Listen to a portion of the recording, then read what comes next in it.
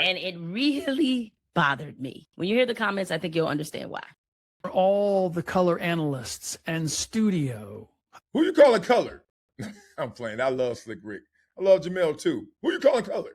Hosts, women. Women have served in a variety of positions on national NBA broadcasts. Why shouldn't there be diversity on national WNBA broadcasts? What are the networks afraid of? The only males you will find on a national broadcast now are young up-and-comers doing play-by-play.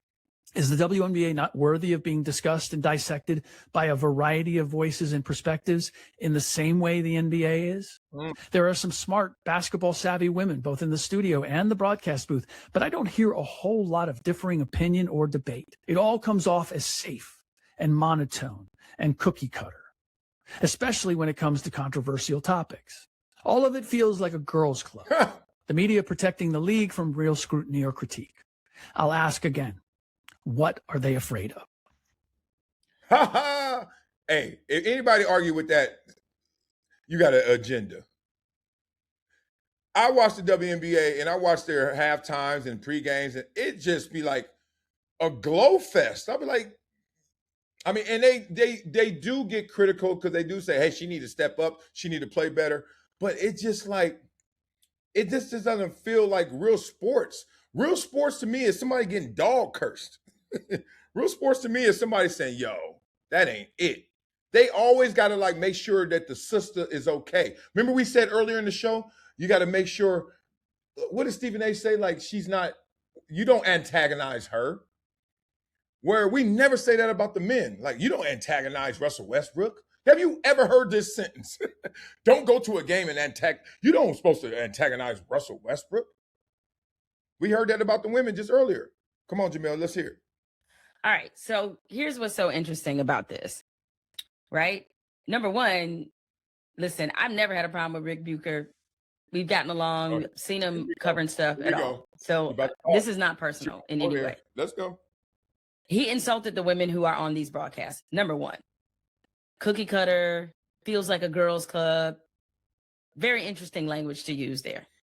So everybody talk about the inside the NBA and all them. Oh, they some old haters. Oh, they stuck in the past. They jealous of these new kids' money, these new dudes' money. See, this is it. This is exactly the problem. When they get criticized, they don't understand. It goes both ways, bruh. Sister, we doing this to the dudes all day. Oh, man, they need to get over themselves. Oh, man, he can't even talk. What is Austin Rivers talking about? He wasn't even that good. Like, people do that all day. And then you do that to the women. It's like, don't you antagonize them. Oh, you better look out for them. Hashtag something. No, hashtag men too. I just want to give you guys some stats. Go. Because his complaint is there's not enough men in these broadcasts. And so what he's saying that the only people who can deliver the critical thinking are men. Because when you say that it feels like a girls' club, then the automatic implication is that it would feel less like a girls' club if it was some balls on there somewhere. Young cheesy voice. Good one. She's right. Like that does imply like, yo, you just need some dudes in there to muck it up and then y'all be good. Like we need to come in there and be the authority. But I think he's saying it because there's an absence. Like I don't know any men on the studio shows. Do y'all? Beat it up in the comments. And look, y'all will be tripping if there were not one woman on the studio show. So that's why they got the host and some other people, you know, Malika Andrews, etc. But he's right too. You're right. Like, oh, you need Big Bad Daddy to come and save the day, huh, mama? You're right, Jemele. At the same time, he's right. I don't know one dude on them shows. I don't know. Don't mean it doesn't exist. But one prominent dude on one of them shows, I don't know him. Here's some statistics to keep in mind. Okay. 83% of sports editors are white men. 75% of assistant sports editors are white men. 82% of columnists are white men. Sports columnists, that is. 67% of sports anchors are white men. 68% of sports analysts are white men. 65% of sports producers are white men. I'd say Jemele gonna find race anywhere. What we talking about men and women, not black men and women and white men and women. Like, oh God. I'm nitpicking, kind of, maybe not. Let's see what she says, but how did race just find its way here? Men were doing pretty well. What about you? White men especially. It's the reason I pointed them out, because they make up the majority. So what you're saying is, in a space where usually, and Yes, thank you. I'm glad. Oh, there's a God, and I know it, but boy, I'm glad when he show it. You ain't said nothing. That's why we laughing and stuttering right now, homie. Because you ain't said nothing. You brought race into it, and like that was gonna be your trump card. That ain't the big joker. What that Ric Bucher just said, yo, get spicier with y'all game. Y'all got a lot of praise. Where's the criticism? Okay, I think some dudes in there would be nice. You're not addressing that now. You taking this into some racial lens that, frankly, you don't even know what to say right now. But I'm gonna let you. Oh, you got your hands up. I'm sorry. I don't want to antagonize you. I'm playing. See, this is how I act. I'm sorry, y'all. let me just keep it a buck. Oh, you haven't. The only reason that this is even being brought up is because the WNBA is now a hot product. And predictably, as soon as it becomes a hot product, here come all the men. None of these men cared if it was an all-female broadcast team, or how many women were in color roles or analyst roles or sideline roles, when in their mind, the WNBA wasn't worth covering. Yeah, when something is not worth it, no one cares about it because it hasn't shown worth. I don't know when last time you put an offer on a shack in the hood. Like, oh, look at that. Look at that 1/4 bedroom shack. I think that's a good deal. Let's get it. Because nobody cares for it. It's everybody's bid. It's a bidding war for what everyone wants. When y'all became something that we were into, and thank you, Caitlin Clark, and thank you, Angel Reese rivalry. But give Caitlin Clark her flowers and Angel Reese. Now we all in. What you mad at? Oh, nobody cared about the NBA when they were going through the merger and Dr. J. Yes, we did, but whatever. Okay, Magic and Bird come. Oh, now y'all want to be into it. Now y'all want to bring y'all race and black and white element in Boston versus LA. Now y'all care about it. Yes, yes, yes. People try to make you feel guilty for the shit you want. I ate that whole bag of Doritos. You think I'm gonna lie about it? I got proof I did it. Look at my belly, fat boy. My daughters. Own it. Like y'all want us to love you just cuz. No, nobody love you just cuz. Your mama and daddy and you. Who love you just cuz in this world? And it's unfortunate, but that's the way it is. There's value. I think everybody's valuable.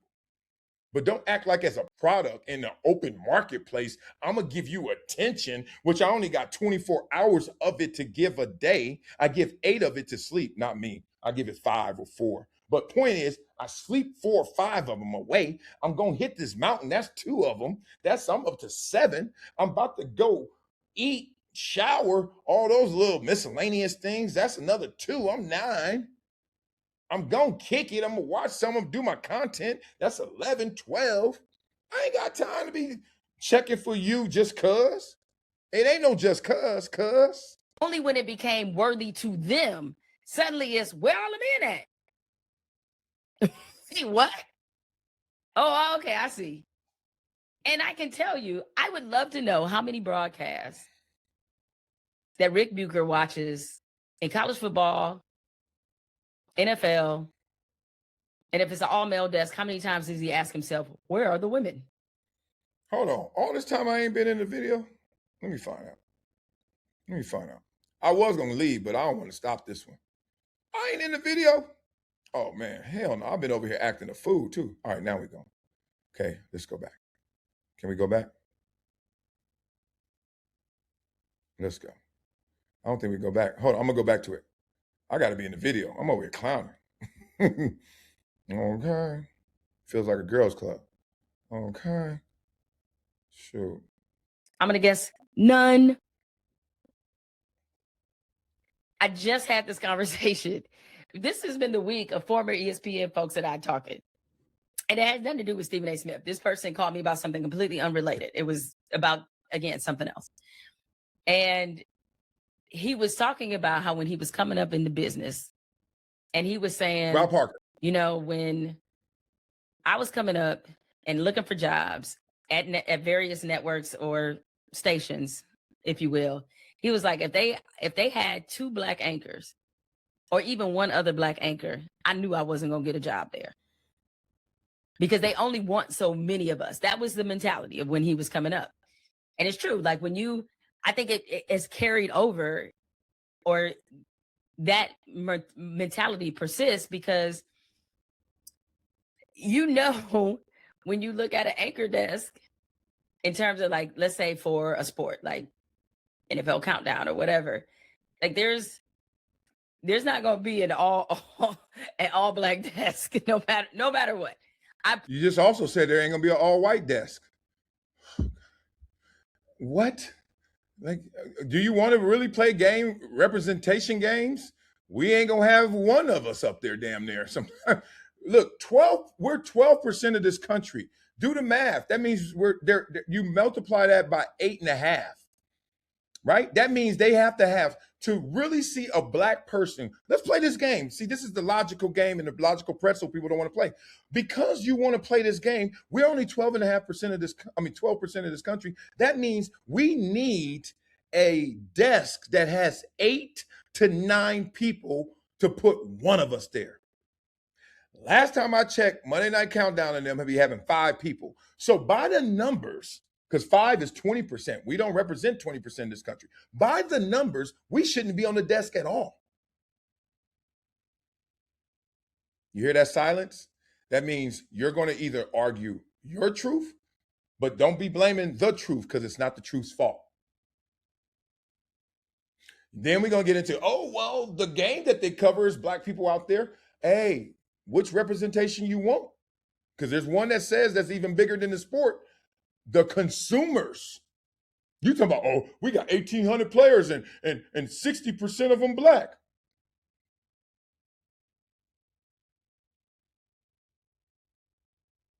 We got 130 million consumers. How many of them? And 14 million of them black.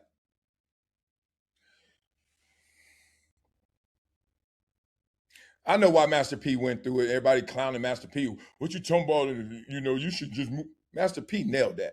Promise you, if it's an all black desk, somebody's ringing the alarm. But if it's an all white desk, nobody's saying nothing. For the most part, they're not gonna say anything. I've seen my all white desk before. I ain't see anybody asking, hey, where are the black people? You also seen the all black desk. You didn't watch Speak for Yourself, obviously.